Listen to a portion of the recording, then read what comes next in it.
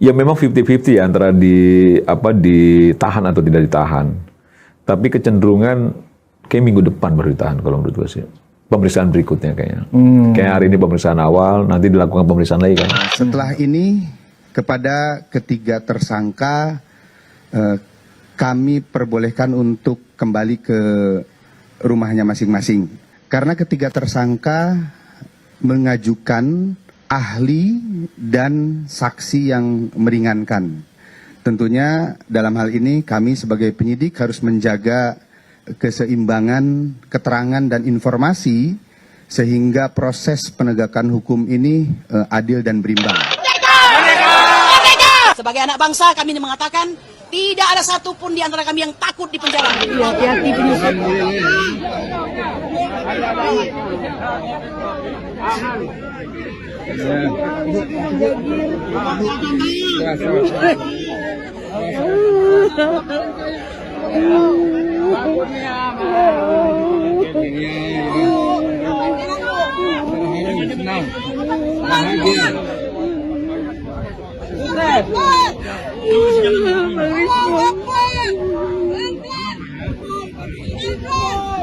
Misalnya setelah persoalan ijazah Pak Jokowi gitu ya, tuntas inkrah gitu. Nanti persoalan ijazah Gibran. Habis itu ya netes gitu. Jadi jadi maksudnya ya memang mereka butuh menu itu gitu, butuh menu di Pak Jokowi dan keluarga lah, gitu loh. Karena ini yang laku ke Bohir nih gitu loh. Karena itu emang pesanannya gitu. Kalau enggak kan nggak juga cair kan gitu ya. Cuan kan gitu. Nah, karena persoalan itu ya akhirnya memang kita lihat kok jadi kayak nggak selesai-selesai ya. Kan capek juga kita sebagai anak bangsa gitu ya. Feeling saya mengatakan ada agenda besar politik dalam tuduhan ijazah palsu. Artinya memang ada orang besar, ada yang backup.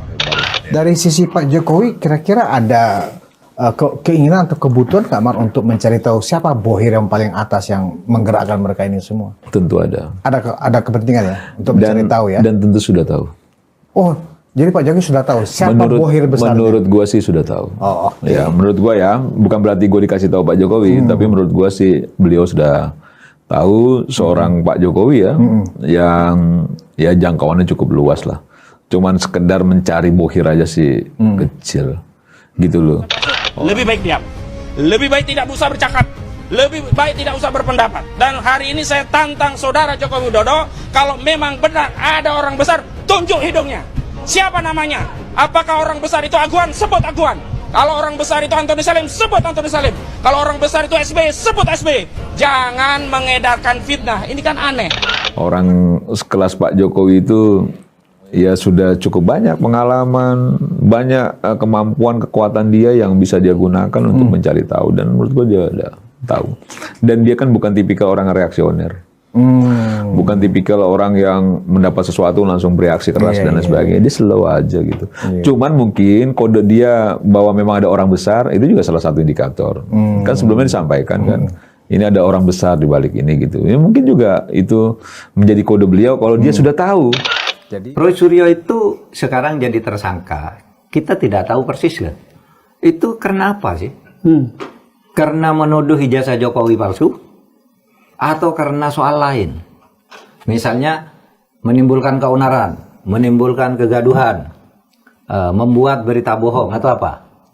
Nah, kalau masalahnya ijazah palsu, saya sependapat dengan Pak Susno Duaji.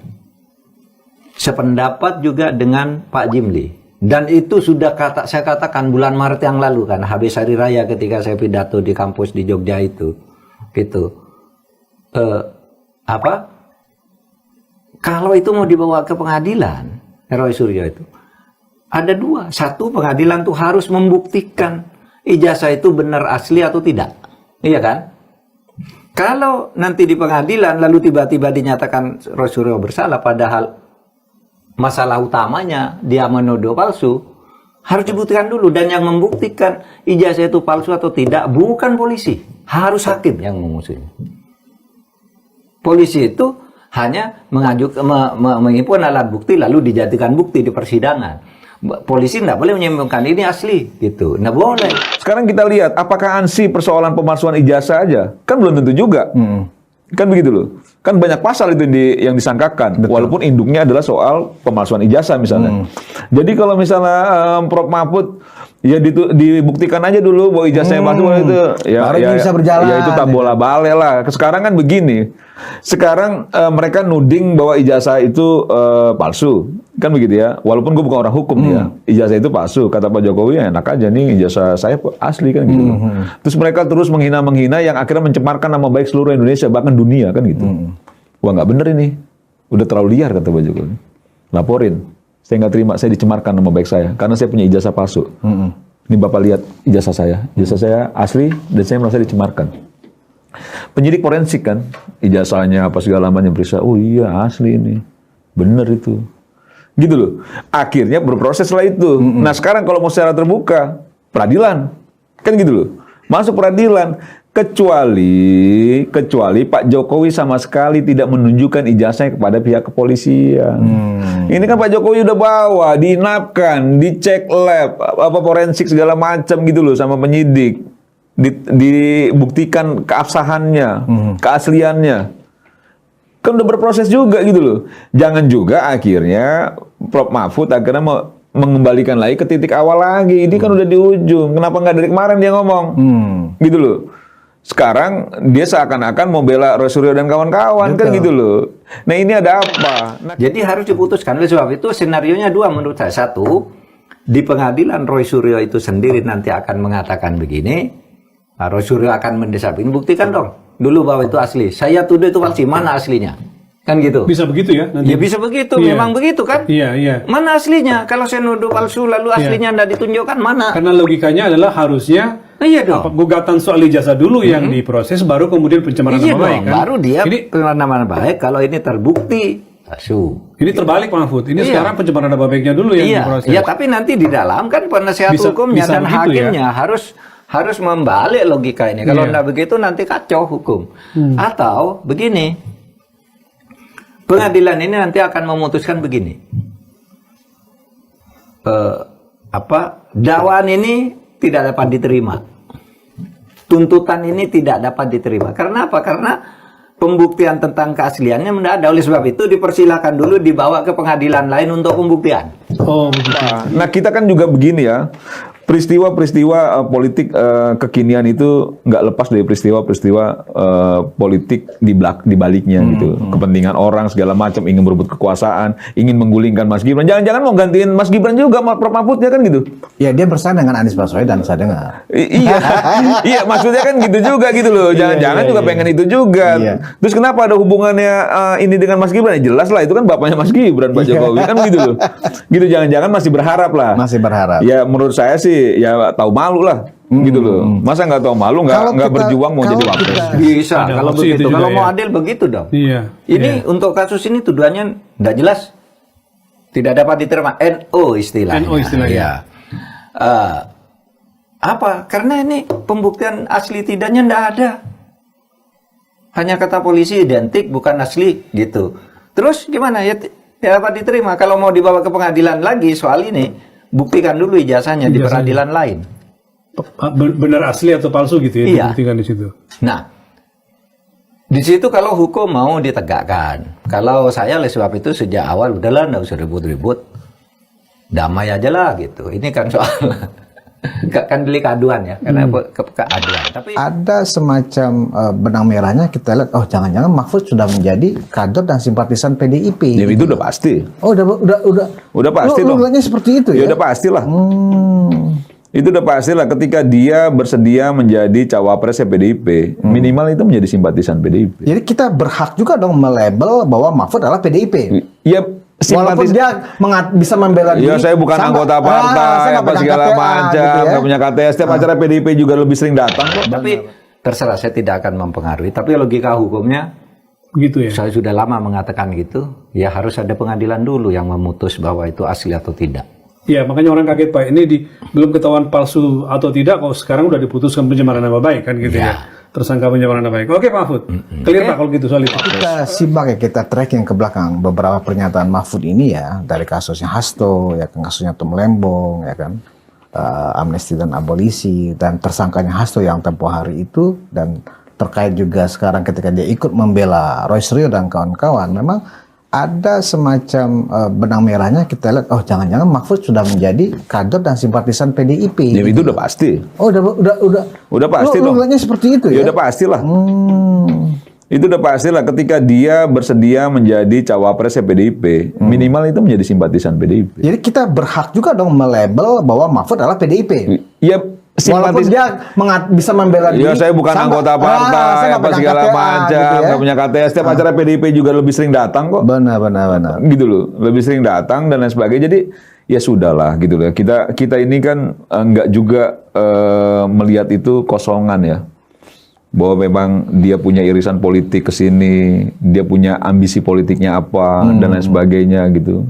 Iya boleh-boleh saja. Tapi jangan, lagi-lagi saya cuma mengingatkan begini, Bud. Jangan juga orang melabelkan dirinya sebagai ahli tata negara, sebagai pengamat politik, padahal dia punya tendensi politik dengan bias, irisan ya. kepentingan politik kelompoknya, gitu loh. Kan kita tahu mau siapa, mau Ferry Amsari, kita tahu dulu bagaimana dia menyerang Pak Jokowi, kan begitu loh. Tapi sekarang kalau bicara sebagai pengamat politik, pakar hukum, kan begitu ya. Terus Said Didu, kita tahu juru bicara Anies, kan begitu loh, yang kalah kemarin. Kalau bicara pengamat sosial, media sosial, kan gitu loh. Pengamat kebijakan publik, oh pemenang. Terus sekarang masuk lagi Prof Mahfud sebagai ahli hukum. Tapi bicaranya bicara politis gitu loh, muatannya politis, walaupun secara substansinya bisa dikatakan itu secara hukum, tapi muatannya politis kalau menurut saya. Nah, Mar, sebenarnya kalau Mahfud itu benar pendekatan dia adalah pendekatan hukum, sebenarnya ketika pihak Roy Suryo ya merasa keberatan dengan penetapan tersangka ini kan Berapit. bisa praktik Iya. kan gitu. Kenapa dia tidak menyarankan itu Iya. daripada ngoceh nggak karu-karuan Iya. seperti ini? Dan Iya. apa ini ada juga mungkin titipan dari PDIP pernyataan Mahfud ini? Ya kalau titipan bisa jadi ya, bisa jadi tidak. Tapi bahwa dia coba ikut dalam genderangnya PDIP, iya. Oh, Kan iya, begitu iya. ya, ikut Lebih joget-joget tepat lah. itu ya, Ya lebih dia tepat genderang itu ya, PDIP, gitu ya. betul. Dia tahu lah arah genderangnya kemana, dia ikut itu gitu loh. Ya memang kan idealnya sebagai orang yang ngerti hukum, ketika itu ada kejanggalan dalam proses penetapan tersangka, misalnya yang dimaksud Prof Mahfud harus dibuktikan dulu ijazahnya, rapid. Disampaikan lah, ini nggak bisa, harus dibuktikan dulu. Oh yang nggak sah ini tersangkanya. Kok bukan itu yang diusulkan? Betul. Nah ini kan akhirnya bukannya malah meredakan kegaduhan, menambah kegaduhan. Orang berjustifikasi Roy Suryo dan kawan-kawan, Prof Mahfud aja seorang pakar tata negara itu dia nggak tahu, atau dia bilang Prof Mahfud apa sebagai cawapresnya Ganjar waktu itu gitu. Nah itu kan juga harus Kenapa media nggak mengutip seperti itu iya ya? dong, gitu. Cawapresnya Ganjar waktu itu kan menyatakan gitu loh. Atau cawapresnya PDIP Iya, kan cawapres gitu. PDIP gitu loh. Jadi maksudnya jadi biar clear gitu loh posisi orang. Jangan juga mengaku-ngaku pengamat ini sebenarnya dia di belakangnya itu di apa ya, diboncengi oleh kepentingan politik kelompoknya gitu loh. Ini kan banyak yang begitu. Bang, mungkin ada statement sedikit bang. Nggak ada bang, nggak ada.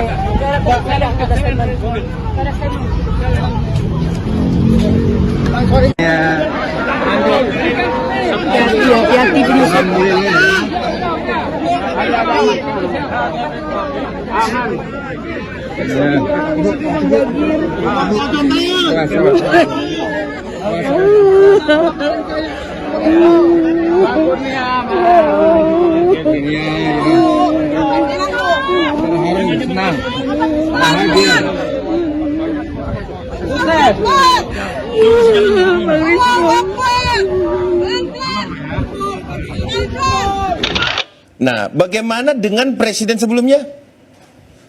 Kenapa hanya Presiden Joko Widodo? Ada presiden loh yang sebelumnya yang juga memiliki ijazah. Kenapa tidak sekaligus saudara Roy Suryo ya juga meneliti? Jangan hanya Pak Joko Widodo dong. Nggak fair, itu bukan untuk rakyat. Kalau memang untuk rakyat, berapa presiden sudah, Prof? Ya sudah memimpin Republik ini.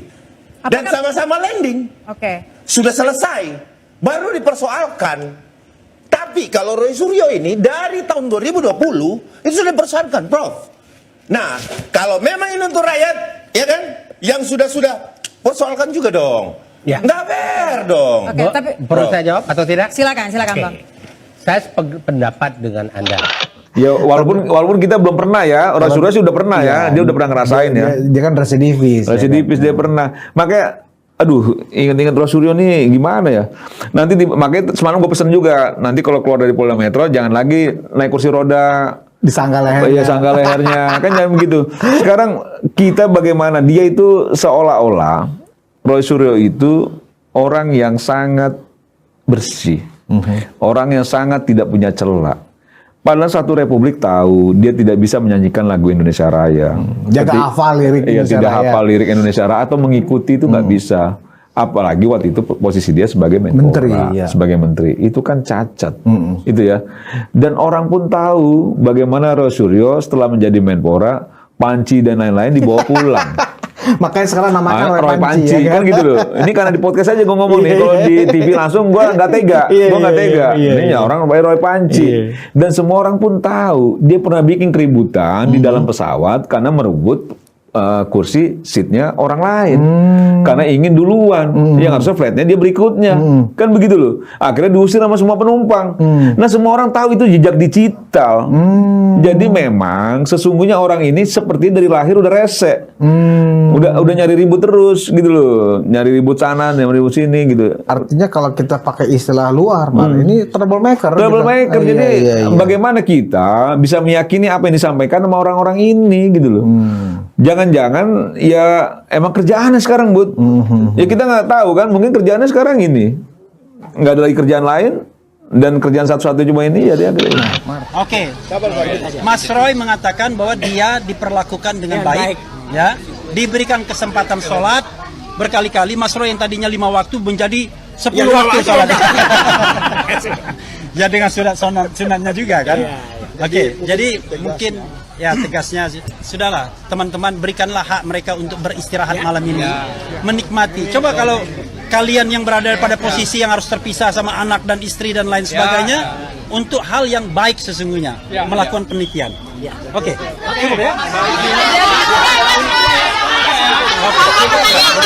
Oke, nah, cukup ya. Alhamdulillah tadi sudah diwakili Mas Rifli Harun dan kita insya Allah malam hari ini kita bubar dengan baik. Terima kasih untuk Polda Metro Jaya. Terima kasih untuk semuanya yang malam ini sudah membersamai, terutama koordinasi yang sangat bagus.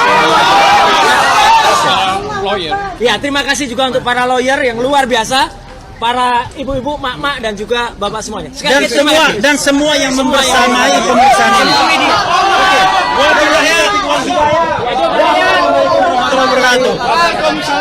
Allahu Akbar.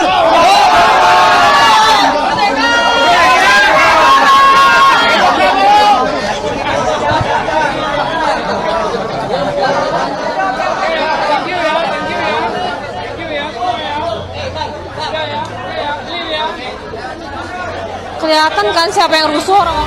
Ini yang gue bingung ya. Jadi bingungnya begini loh. Dulu nantang-nantang, tuding-tuding, gagah berani. Akhirnya Pak Jokowi ngelaporin, udah nahan-nahan diri tuh Pak Jokowi. Akhirnya ngelaporin, akhirnya ditantang-tantang lagi, nggak akan jadi tersangka. Sekarang nggak akan ditahan. Yakin betul nggak ditahan. Nanti tiba-tiba ditahan, dia mau ngomong apa lagi? Akhirnya ditunggu nanti putusan hakim. Wah, hakim udah bagian dari kekuasaan. Hakim sudah dikooptasi. Hakim sudah dipengaruhi, peradilan sudah tercemar, kan gitu loh. Sehingga putusan itu tidak sesuai dengan rasa keadilan masyarakat. Keadilan sopo. Ini keinginan lu lah gitu loh. Selamatkan rakyat, iya, selamatkan rakyat kan apa? gitu. Rakyatnya mana? Jadi udahlah, orang tuh ya capek ya. Terus dia selalu bilang jangan memojokkan kita seolah-olah kita yang bikin gaduh. Pak Jokowi yang bikin gaduh. Ya lu yang bikin gaduh. Karena lu menuding sesuatu yang nggak benar ya. Sesuatu yang akhirnya itu bikin polemik dan lain sebagainya. Akhirnya ramai sampai sekarang. Harusnya sadar diri lah dengan catatan-catatan itu gitu loh. Kita juga tahu juga soal siapa? Rismon misalnya gitu loh. Nah jangan-jangan yang di Jepang kan juga diragukan juga tuh ijazahnya kan gitu loh. Jangan-jangan malah itu yang palsu. Nah nanti kita minta Roy Suryo untuk meneliti. pasalnya pun diganti ya. Jadi pasal-pasal itu diganti, pasal-pasalnya diganti, lokus tempus juga diganti ya. Kemudian juga barang buktinya juga diganti juga. Memang betul-betul reformasi kepolisian itu diperlukan untuk membuat kepolisian menjadi jauh lebih profesional. Maka memalukan loh.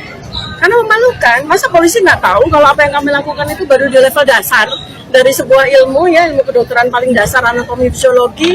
Kalau ini udah habis semua, udah kosong ini, isi kepalanya udah kosong ini, mata udah cekung segala macam, mungkin tidur juga susah, kan begitu ya. Dan yang kita sangat memprihatinkan itu, mereka nggak sadar kalau mereka pun digunakan oleh orang yang punya kepentingan. Mereka nggak sadar. Pada titik tentu mereka akan sadar, nanti tiba-tiba nangis-nangis minta maaf ke Pak Jokowi. Waduh, kami diperalat Pak Jokowi, segala macam.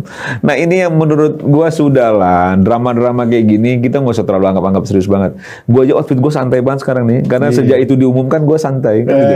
Karena menurut gua ini sudah clear semua lah, sudah clear, sudah pada titiknya. Nanti di peradilan akan dibuktikan juga bagaimana prosesnya. Jadi kalau misalnya nanti tiba-tiba divonis bersalah dan misalnya dikenakan hukuman, jangan juga membangun narasi sesat lainnya, gitu loh. Jadi nggak selesai-selesai kan gitu loh, nggak selesai-selesai. Jangan-jangan memang ini dibuat nggak selesai supaya pundi-pundinya tetap masuk, kan kita nggak tahu juga. Mereka melaporkan difitnah oleh klien kami karena ijazah palsu. Tetapi hari ini mereka mengedarkan fitnah. Fitnah itu bukan hanya pada orang yang disebut besar tadi, tapi juga kepada klien-klien kami, seolah-olah kami cuma pion politik. Seolah-olah kami ini orang-orang yang bisa dikendalikan oleh partai politik, orang besar di negeri. Enggak. Kami tegaskan, perjuangan mengungkap kebenaran ijazah ini adalah perjuangan konstitusional.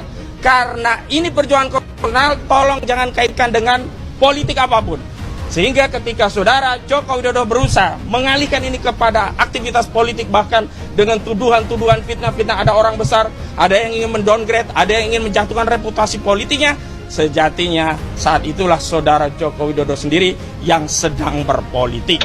Mungkin setelah ketok palu nanti di pengadilan ya, dengan cara Pak Jokowi barangkali bohir sesungguhnya akan terungkap. Iya. Ya kita berspekulasi ya Pak. Dengan caranya, beliau punya cara sendiri. Punya cara sendiri. Dia kan khas ya, dengan caranya sendiri gitu, yang kadang nggak diduga juga.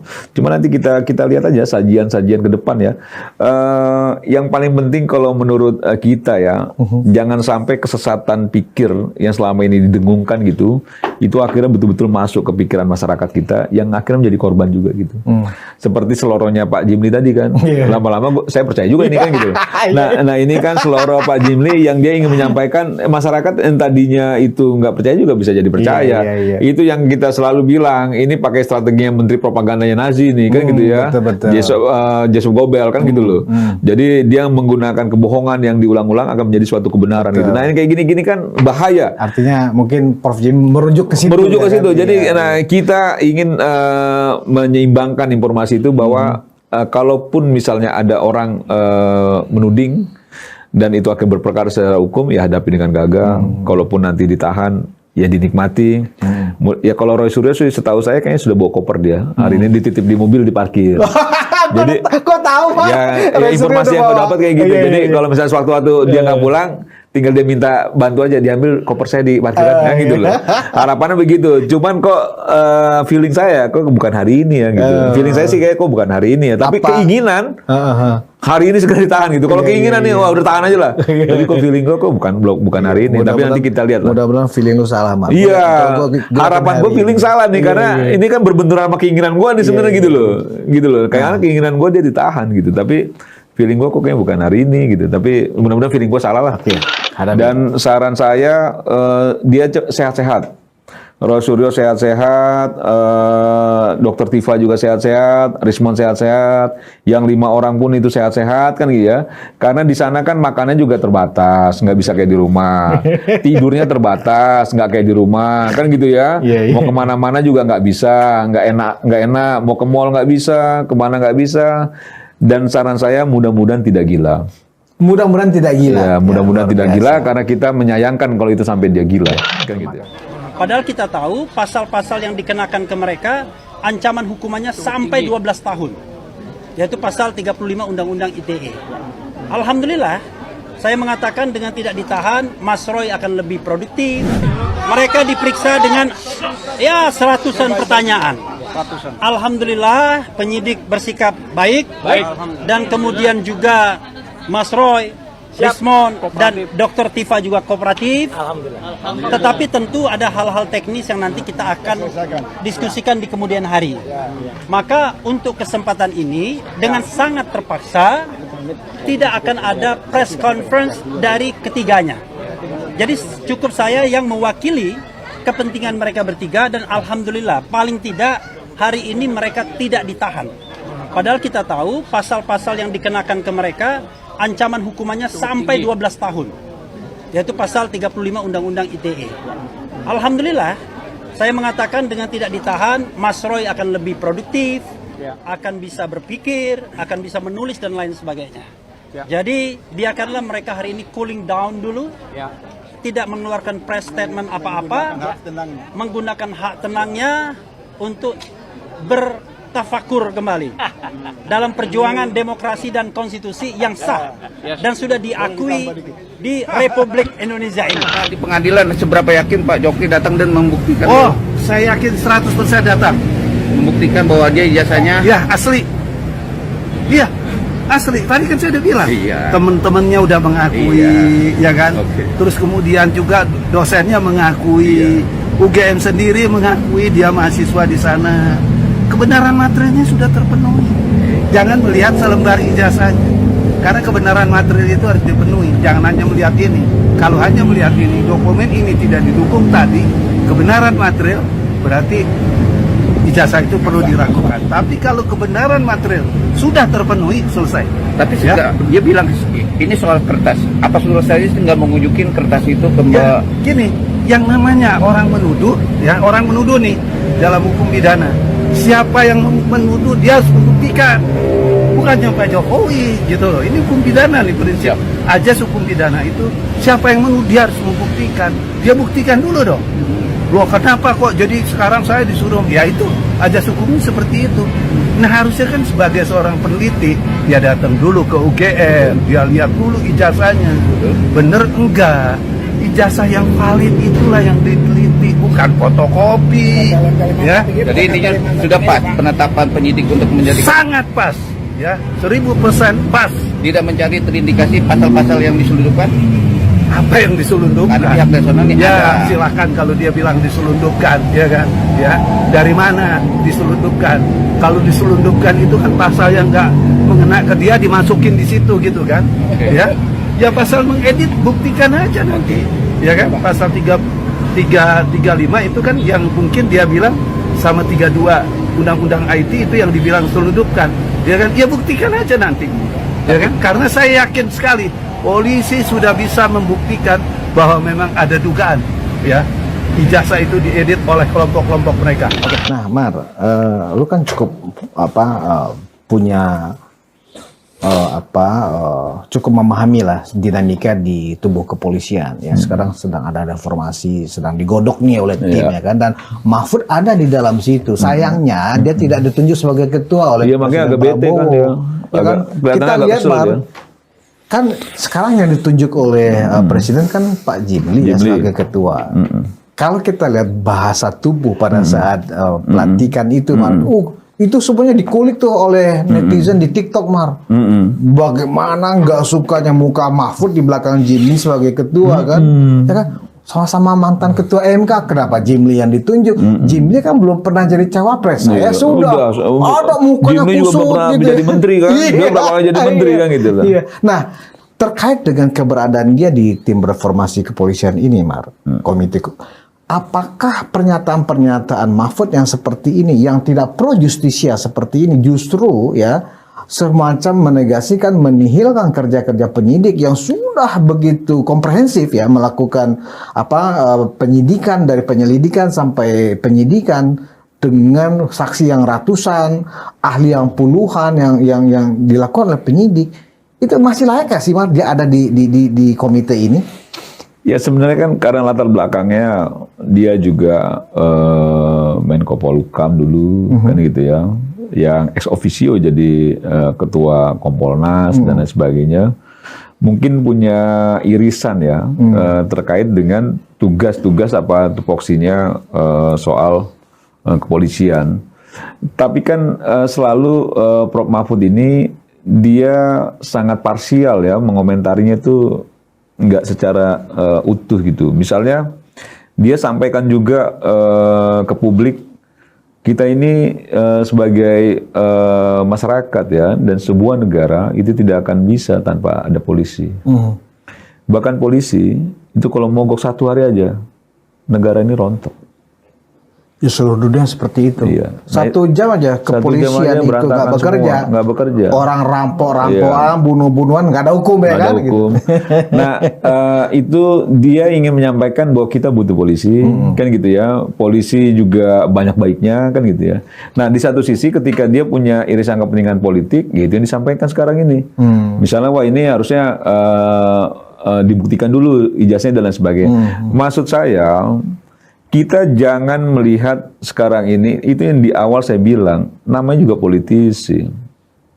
Politisi itu kan mudah sekali berganti baju, mudah sekali berganti cakap gitu ya, segala macam. Sekarang cakapnya apa, nanti cakapnya apa gitu. Nah ini kita lihat bagian dari dia sedang menari-nari soal kepentingan politiknya kan gitu ya. Nah bahwa ditanya, layak nggak dia ada di situ? Nggak apa-apa. Nggak apa-apa ya? Nggak apa-apa, biarin aja gitu. Nggak bisa ngapa-ngapain juga. Nggak bisa ngapa-ngapain juga. Pertama ini tim, kolektif kolegial. Iya, ada ketua timnya, ada mantan Kapolri di situ, ada Kapolrinya di situ, ada Menko Hukum ada juga, Menkumhamnya juga, Menko Hukumnya juga dan sebagainya. Yang menurut saya itu yang akan mewarnai reformasi itu gitu. Walaupun misalnya ada orang tendensius ya, wah ini kan Prof. Mahfud irisannya lebih dekat ke PDIP misalnya gitu ya. Jangan-jangan nanti kepentingan PDIP masuk di situ. Cuma menurut saya nggak terlalu kuat lah di tim itu ya. Bahwa dia mewarnai ya karena bagian dari yang di luar dari teman-teman yang ada di pemerintahan segala macam itu yang mungkin masuk kategori yang diinginkan. Tapi kan bukan juga dipilih jadi ketua dan jangan marah juga lah. Nah, ada yang mengatakan begini ya, harusnya Prof. Jimli sebagai ketua di komite ini menegur Prof. Mahfud karena bisa mempengaruhi value free ya, bebas nilainya seorang Mahfud. Itu kan kerja-kerja polisi gitu loh. Kalau toh dia ingin melakukan pembenahan di internal kepolisian, jangan ngember keluar kan begitu. Karena ini seolah-olah ada bentuk protes dari Mahfud sebenarnya karena kecewa dia tidak jadi ketua. Jadi sekarang seolah-olah Mahfud itu memang sengaja cari-cari masalah supaya dia kemudian diganti oleh presiden sehingga dia makin garang lagi. Menurut lo analisa seperti itu masuk akal nggak? Sering begitu dia. Oh sering begitu dia? Jadi biasa aja gue ngeliatnya. Artinya Mahfud ini memang punya karakter seperti itu? Sering begitu dia. Nggak amanah dong kalau begitu. Iya, kadang dia ada di dalam, terus dia merasa loyal betul, tapi tiba-tiba dia mencubit ke dalam, padahal dia ada di dalam juga, segala macam, sering begitu kok. Dia mati aja, sering begitu kok Prof. Mahfud. Jadi maksud saya jangan juga terlalu dianggap serius lah yang kayak gini-gini gitu. Makin besar dia gitu loh. Makin besar. Sekarang begini saja kan gitu loh. Kalau dia bermimpi ingin menjadi wakil presiden, kekuatannya dari mana? Kan begitu, kekuatannya dari mana? Kemarin berpasangan dengan Mas Ganjar saja, gitu dan ya. Partai yang besar. Partai yang besar, ya kan? Partainya dapat 17, dia 16. Berarti Prof. Mahfud nggak nyumbang apa-apa itu. Karena dari suaranya partai PDIP aja ada yang nyebrang tuh.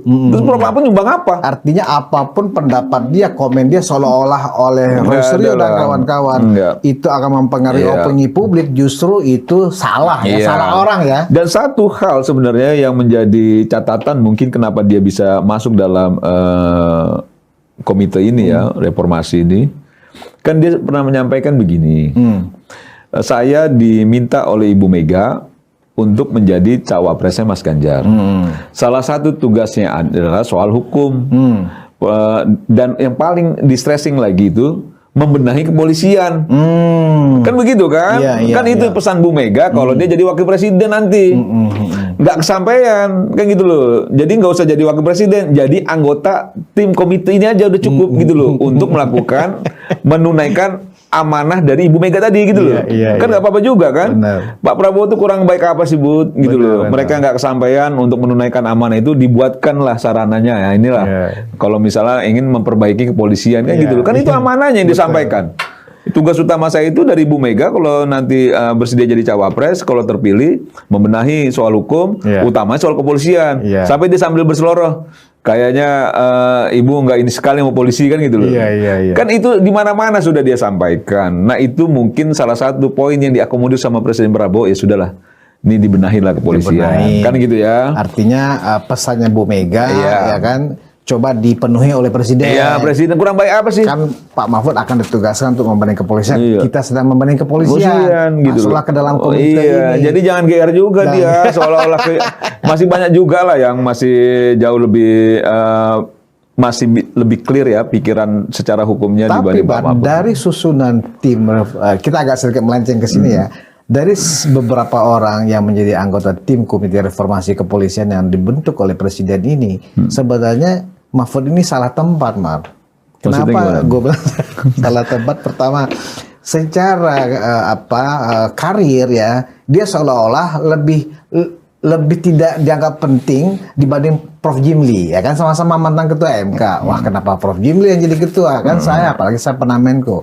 Yang kedua, ya kan, kalau kita lihat di situ juga ada Prof. Yusril gitu loh sebagai anggota juga. Nah, ada kemudian diapit oleh anggota yang lain dari tim Komite Reformasi di Polri ini, ada Pak Listio Kapolri di sini sebagai anggota dan 3 atau 4 mantan Kapolri. Pak Idam Aziz. Iya kan? Pak Tito, Pak Idam, Pak Baidrodin sama Doviri Wakapolri. Doviri. Nah, artinya apa? Mahfud sebenarnya nggak nyaman dengan keberadaan dia di tim ini. Tapi karena sudah terlanjur mengatakan iya dia setuju, ya kan? Kapan lagi? Saya kan nggak dapat panggung nih selama ini, nggak punya jabatan resmi di pemerintah. Nah, tetapi dia kemudian mengukur diri juga, Mar. Mati karir kalau di sini orang-orangnya di sini. Saya nggak bisa vokal, saya nggak bisa meleading apa yang dipesankan oleh Megawati. Pesan Mega kan sederhana, bagaimana secepatnya ganti Listio Sigit sebagai Kapolri. secara apa ya? Secara sederhananya ya memang itu ya. Iya. Menurut Bu Mega mereformasi mungkin ganti Pak Listio, padahal kan bukan soal itu ya. Cuman ya nggak apa-apa, itu kan keinginan ya. Keinginan ya. Ya mungkin Pak Mahfud juga pengennya begitu kan. Pengennya juga begitu kan gitu. Atau mungkin memang dipesankan untuk melakukan upaya itu juga kan gitu. Setidaknya adalah ada grand design dari pihak PDIP untuk menjadikan Polri itu di bawah Presiden, tidak lagi langsung di bawah Presiden, ya kan. Misalnya dengan di bawah kementerian, mungkin ada pesan itu, tetapi ide itu menurut gua sih itu impossible ya kan gitu. Itu kalau misalnya memang Kapolrinya bukan orangnya sana. Kalau orangnya sana ya nggak akan masuk gitu idenya. Kan begitu aja sih. Ini karena lagi kepentingan ya. Karena dilihat oh ini nggak bisa diganti-ganti, udah kita ituin aja lembaganya kan gitu. Nanti kalau diganti kita naikin lagi kan, kan gitu. Kan gampang aja itu. Siapa yang berkuasa, siapa yang bersepakat gitu loh. Akhirnya begitu. Nanti kita naikin lagi aja statusnya. Bukan lagi di bawah kementerian kan gitu loh. Kalau udah orang kita kan gitu loh. Nah ini yang menurut saya ya akhirnya kan sesat semua pikirnya. Secara politik kalau kita ingin